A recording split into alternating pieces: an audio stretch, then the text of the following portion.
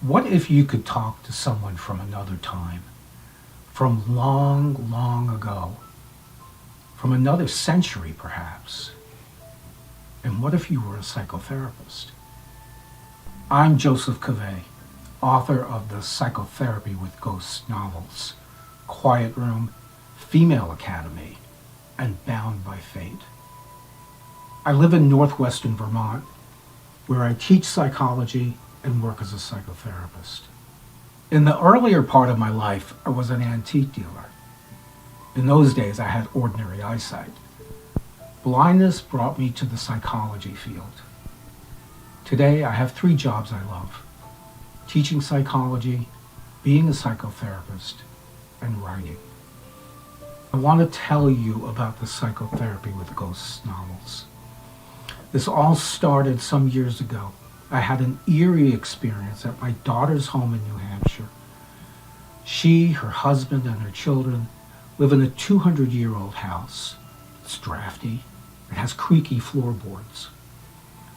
One morning before dawn, I became aware that someone had glided silently into the room, walked over to the bed where I lay, leaned over me, then stood up, turned around, and left.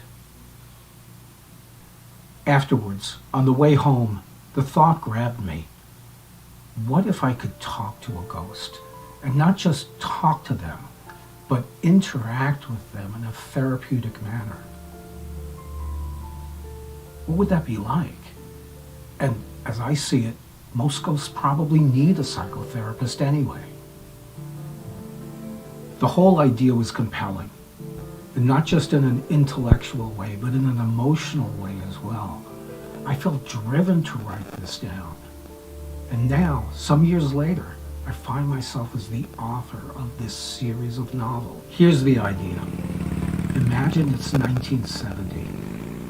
David, a disillusioned and failed psychologist from Manhattan, quits his practice after the suicide of a patient. He wants to start his life over again as an antique dealer. Against the advice of his parents and the wishes of his fiancée, he buys a remote, abandoned building on the shore of Lake Champlain. He discovers that one room in the house is haunted by the spirit of Almira, a lovely but troubled young woman who lived there in the 1840s. David is up all night, trying to help his new patient understand her dilemma, but doing so conjures up problems from his own haunted past.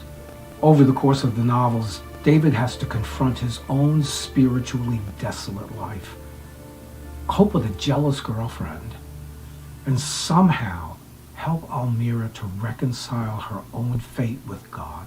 But there's another plot told in alternate chapters. These chapters are in the style of a Gothic romance. They are the story of Almira's life and how she became trapped between life and afterlife. This story takes place at the house on Lake Champlain, but also at the Albany Female Academy, an actual and prestigious school of the time. It's an early 19th century world populated by desperate lovers, people who believe in the occult and quasi-sciences like phrenology and spiritualism, mesmerism, and animal magnetism. The novels are classified as paranormal romance, and they are. They have all of the elements you might expect. A love story, well, 2 of them actually.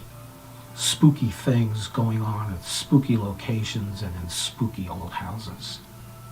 But they're also richly researched, embedded in facts, and address the realities of the human experience. Anyone with an affinity for early 19th century Americana will love the details. And those of us who have something of nostalgia for the early 1970s will feel right at home. I love hearing from my readers, either by email or through my Facebook page, Novels by Joseph Covais. So until then, I'll wait to hear from you at the keyboard.